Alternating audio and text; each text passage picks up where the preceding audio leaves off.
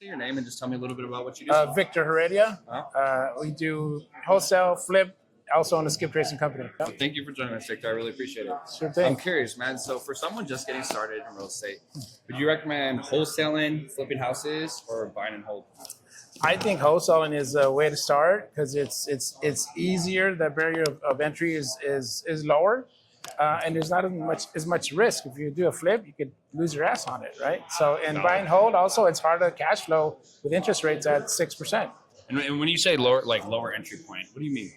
The barrier of entry is lower. Yeah. It's not as difficult. You could just go out and get some data, like from PropertyRadar, skip trace it, like with my company, Quality Skip, and then just start making calls, start making offers, build rapport, solve problems, and get the contracts. I mean, it's easy. Whereas a flip, you gotta find the house, then you gotta find a contractor, then you gotta get a lender. And I mean, there's so many moving parts. Yeah. It's so much easier. I really appreciate that answer. I agree with you, actually. And I do flips too, so it's a pain in the ass. Yeah, you're like, I've done both. Yeah, I've done both. That's why I know what I'm talking about. No, I totally respect that answer. What's your most effective lead gen play right now in 2025?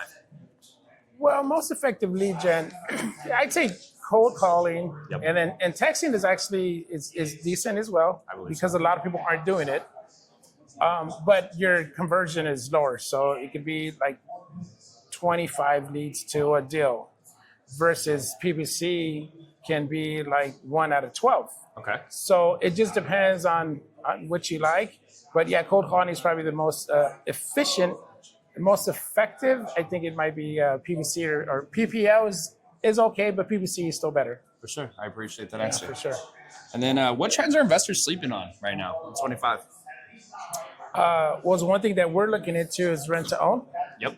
That's one thing that we're looking into because the cash flow is pretty crazy. You can cash flow $800, $1,000 a month, but you got to raise capital for that. Yep.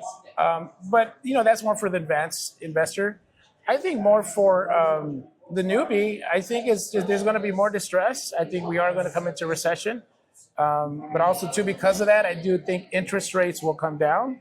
So it's going to be an opportunity for wholesalers to get distressed properties and maybe find more buyers in the next 6 months than there is right now. So I think there's a big opportunity with just distress. There's going to be more distress in the market. Nice. Oh, great answer. I appreciate that. And then last question for you, bro. What areas do you need like the most help or support on for 2025? What are you trying to improve? Well, I think for me personally, it's building out a team. Yep. Like you have to build a team to really be successful. Yep. So that's where I'm at. So it's a struggle to find good people. That's our biggest challenge. But a lot of it too is just building out systems and processes. It's interesting. I actually met the CEO of Amherst a few months back. He actually passed away, unfortunately. Oh, I'm sorry. But I met him. Yeah, I met him, and when I was talking to him, I'm like, yeah, you guys own like 30,000 properties. He's like, no, we own 50,000 properties. So they're really big. It's Amherst Residential. Yeah. And I asked him, like, how did you guys scale to such a fast point? Like, how did you do that? He goes, technology.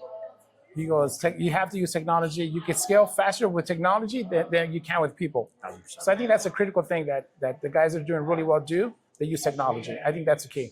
Awesome. Eddie, thank you so much, man. I really For sure. appreciate it. You got it.